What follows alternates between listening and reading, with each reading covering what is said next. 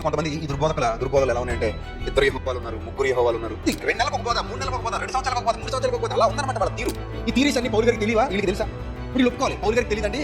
మేమే seal open చేసాం, అమెజాన్లో మొన్న వచ్చిందని చెప్పండి. దృశ్యమైన యెహోవాట, అదృశ్యమైన యెహోవాట, పెచ్చ బోధలు ఇవన్నీ. అప్పటికప్పుడు ఒకలాగా, అప్పటికప్పుడు మరోలాగా. అందుకే మనం చాలా మంది దగ్గర కూడా రావట్లేదు. పాలు పోసి పెంచకూడదని కొన్ని పాములు వేదిక ఎక్కించడం మానేశాను.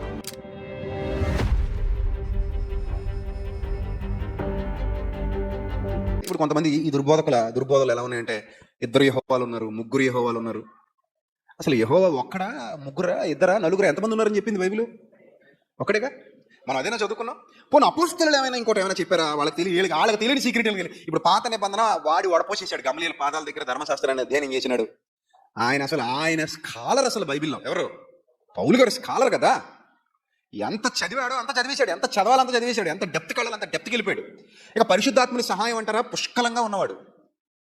అలాంటి వాడికి తెలియని రహస్యాలు ఇక్కడ మనకి కాగితాలు ఏరుకునే వాళ్ళకి తెలిసిపోతున్నాయంటే మరి ఏమనాలని?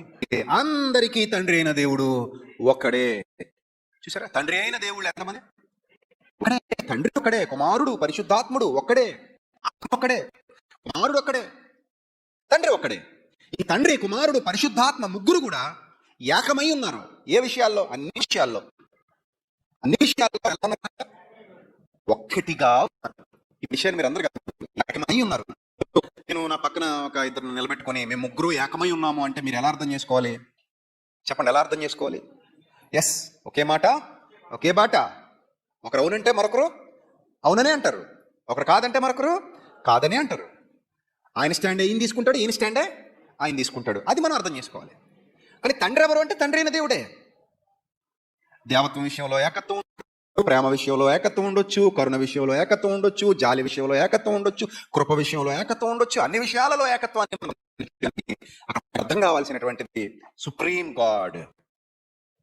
ఆయన సర్వశక్తి గల దేవుడు, తండ్రి. అక్కడ తండ్రి అన్న ప్లేసులో లేదు, తండ్రి అన్న ప్లేసులో ముగ్గురు ఉంటారు.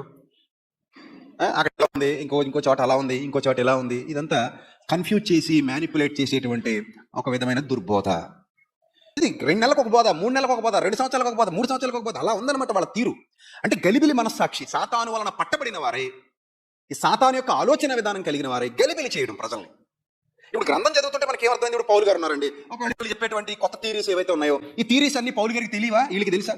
ఇప్పుడు వీళ్ళు ఒప్పుకోవాలి, పౌలు గారికి తెలియదండి, మేమే సీల్ ఓపెన్ చేసాం, అమెజాన్లో మొన్న వచ్చిందని చెప్పాలి. మరి అంతే కదా. రీసెంట్గా ఆర్డర్ చేసామండి, కొత్త ఆర్డర్ మొన్ననే వచ్చింది, మొన్ననే ఓపెన్ చేసాం అంటే అప్పుడు it's okay, I will agree with you. But there is no chance. అక్కడ ఛాన్స్ లేదు, అసలు ఎప్పటికీ ఉండదు అని ఖచ్చితంగా ఎందుకు చెప్తున్నానంటే, గ్రంథం ఒకసారి ఫిక్స్ అన్న తర్వాత అది ఫిక్స్ అంతే. గ్రంథం ఒకసారి ముద్ర వేసేసిన తర్వాత అది అంతే.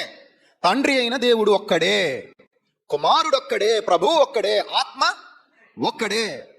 అద్వితీయ సత్యదేవుడు అయిన నిన్ను నీవు పంపిన యేసుక్రీస్తును ఎరుగుటయే నిత్య జీవము. దేవుడు అంటే ముగ్గురు కలిపితే ఒక దేవుడు, ఇద్దరు యెహోవాలు, ముగ్గురు యెహోవాలు. ఇలాంటి బుర్రతక్కువ బోధలు చేయలా. ఎవరు చేయలా? అపోస్తలు ఎక్కడ చేయలా. మాకు సీక్రెట్ రివీల్ అయింది అని ఇప్పుడు వస్తున్న ఈ కొత్త సీక్రెట్స్ ఏవైతే ఉన్నాయో, ఈ కొత్త ఆలోచన విధానాలు ఏవైతే ఉన్నాయో, వాళ్ళ నోటి వెంట ఎప్పుడూ జాలువారలా వచ్చా. చూసారా మీరు? గ్రంథం అంతా చదువుకోండి, ఎక్కడైనా చూసారా? పోనీ ఇదిగో మేము ఇప్పుడు చెప్తున్న ఈ సబ్జెక్టు పేతురు గారు ఎప్పుడో చెప్పేశారు, మేము ఇప్పుడు చెప్తున్న ఈ సబ్జెక్టు పౌలు గారు ఎప్పుడో చెప్పేశారు, ఇదే ప్రసంగం ఆయన చేశాడు, ఎపిసిపట్నంలో చేశాడు, కొరింథపట్నంలో చేశాడు. ఎవడైనా గుండెల్లో దమ్మన్నోడు చెప్పగలడా? చెప్పలేడు. వాళ్ళ వల్ల కాదు. కానీ మీ విశ్వాసమును చెరపగూరి మిమ్మల్ని కలవరపరచాలని కొందరు బయలుదేరతారు. వక్రీకరణ అంటే ఇక్కడ ఇద్దరు యెహోవాలు కనబడతారు. దృశ్యమైన యెహోవాట, అదృశ్యమైన యెహోవాట. పెచ్చ బోధలు ఇవన్నీ. పెచ్చ బోధలు అంటారు వీటిని.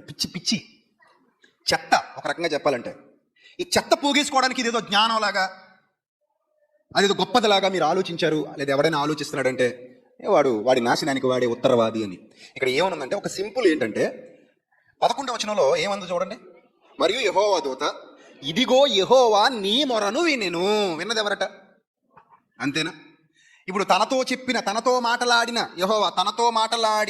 యెహోవాకు పెట్టానంటే, నీ మొర్ర వినెను అని దూత చెప్పిన ప్రతి మాట ఎవరి మాటగా చెప్పినట్టు? అక్కడ యెహోవా మాటగానే చెప్పినట్టు. కామన్ సెన్స్ ఉంది కాబట్టి అది హాగర్కి అర్థమయ్యి, ఈ యెహోవా చూచుచున్న దేవుడు, నాతో మాటలాడిన యెహోవా ఎవరి దేవుడు? చూచుచున్న దేవుడు అంటే దూత మాట్లాడింది కాబట్టి దూత యెహోవా అయిపోతాడా? పూర్వం రాజుల దగ్గర దూతలు ఉండేవారు. వాళ్ళు చిన్న పత్రం పట్టుకుని వచ్చి చదువుతారు. ఏమని చదువుతారు? రాజు ఏది రాశాడో అది చదువుతారు. అంటే ఆ చదివేటప్పుడు మనం వింటున్నప్పుడు మనకి ఎలా ఉంటుంది? రాజు చదివినట్టు ఉంటుంది. దూతను నేను ఇలా చదువుచున్నాను, ఈ మాట రాజుగారు అన్నారహో, ఆ మాట రాజుగారు అన్నారహో అని మాట మాటకి చెప్పడు.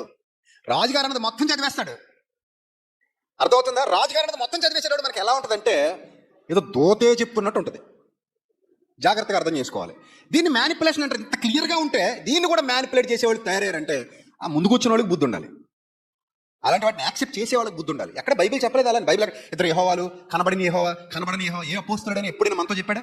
మనతో అపోస్తలుడు చెప్పని బోధ ఎవడో పనికిమాలినోడు చెప్తే మనం ఎందుకు వినాలి? ఎవడో దిక్కుమాలినోడు చెప్తే మనం ఎందుకు వినాలి? ఇది కామన్ సెన్స్. చాలా మందికి సెన్స్ లేదు. గుర్తుపెట్టుకోండి, మంచి పెరుగు అనుకుంటాం. ఆ మంచి పెరుగు 2 రోజులకి ఏమైపోద్ది? పులిసిపోద్ది, చెడ్డ పెరుగు అవుతుంది. కాబట్టి మొదటి రోజు బాగానే ఉంది కదండి, 10వ రోజు కూడా ఇదే తింటానంటే పోతావు. అది కుళ్ళిపోయిందో బాగుందో చూసుకో. ఫ్రిడ్జ్లో పెడితే అన్నాలన్నా ఉంటుంది, లేదా నీ కింద కాచేసుకుని మార్చేసుకుని నిలబెట్టుకున్నా బాగానే ఉంటుంది. అలాగా చాలామంది ఉన్నారు, అప్పటికప్పుడు ఒకలాగా అప్పటికప్పుడు మరోలాగా. అందుకే మనం చాలా మందిని దగ్గర కూడా రానివ్వట్లేదు. పావులకు పాలు పోసి పెంచకూడదని కొన్ని పావులను వేదికలు ఎక్కించడం మానేశాను. దూరం పెట్టాం కొన్ని పావుల్ని, ఎందుకంటే ఇక్కడ ఉన్న చాలా మందిని కాటేసాయి కాబట్టి. అవి అర్థమవుతుందా? రైట్. ఈ పాయింట్ మీరు జాగ్రత్తగా అర్థం చేసుకుంటే, దూతలు మాట్లాడిన ప్రతి సందర్భంలో ఎలా మాట్లాడారు? వాళ్ళు యెహోవా పక్షమున మాట్లాడారు, యెహోవాకు ప్రతినిధులుగా మాట్లాడారు. అందుకే వాళ్ళే యెహోవాలు కాదు. అర్థమవుతుందా? వాళ్ళకి దేవుడు అధికారం ఇచ్చాడు. వాళ్ళకి కొన్ని సందర్భాలు కొన్ని విధాలుగా వ్రాయబడ్డ ప్రతిదాన్ని మ్యానిపులేట్ చేయకూడదు. సందర్భానుసారంగా ఆలోచించాలి. ఇది మనం నేర్చుకున్న బోధ. దేవుని ప్రతినిధి అక్కడ దూత అంతే తప్ప దేవుడు కాదు. అరణ్యంలో మోషేతో మాట్లాడింది ఎవరట? దేవుడే మాట్లాడని చదువుకుంటే మన పాత నిబంధనలో ముఖాముఖిగా మాట్లాడుతున్నాడు, ముఖాముఖిగా చూస్తున్నాడు. పాత నిబంధనకు వచ్చాక అపోస్తలుల కార్యాలు 7వ అధ్యాయంలో రివీల్ అయిపోయింది కదా. చాలాసార్లు మనం చెప్పుకున్నాం ఈ సందర్భంలో. అపోస్తలుల కార్యాలు 7వ అధ్యాయం 35వ వచనం.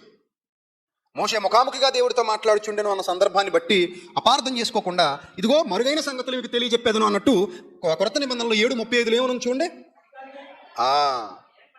తీర్పరిగాను నిన్ను నియమించిన వాడెవడని ఈ మోషేకు అతనికి పొదలో కనబడిన దేవదూత ద్వారా దేవుడు అధికారిగాను విమోచకునిగాను నియమించి పంపెను. దేవదూత ద్వారా దేవుడు పంపించాడు. అంటే ఇప్పుడు దేవదూత దేవుని యొక్క ప్రతినిధి. ఆ ప్రతినిధికి దేవుడు అధికారం ఇస్తాడు. ఆయన అధికారంతో ఆయన నామంలోనే మాట్లాడతాడు దేవదూత. ఇప్పుడు మనం కూడా ఎవరి నామంలో? యేసుక్రీస్తు నామంలో మాట్లాడుతున్నాం. ఎక్కడిది మనకు అధికారం?